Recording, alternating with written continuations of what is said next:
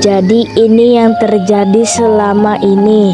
Banyak rakyat hidup dalam kesulitan.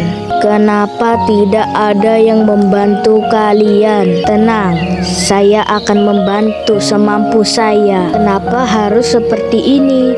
Jika orang yang mampu tidak peduli, lalu siapa yang akan menolong mereka? Aku tidak tega melihat mereka menderita. Aku ingin membantu, tapi aku tidak tahu caranya. Mereka masih melakukan kebiasaan itu. Apakah kalian yakin ini jalan yang benar? Ada jalan lain yang lebih baik, yaitu menyembah Allah. Mereka belum siap menerima. Aku harus mencari cara agar mereka mau mendengarkan.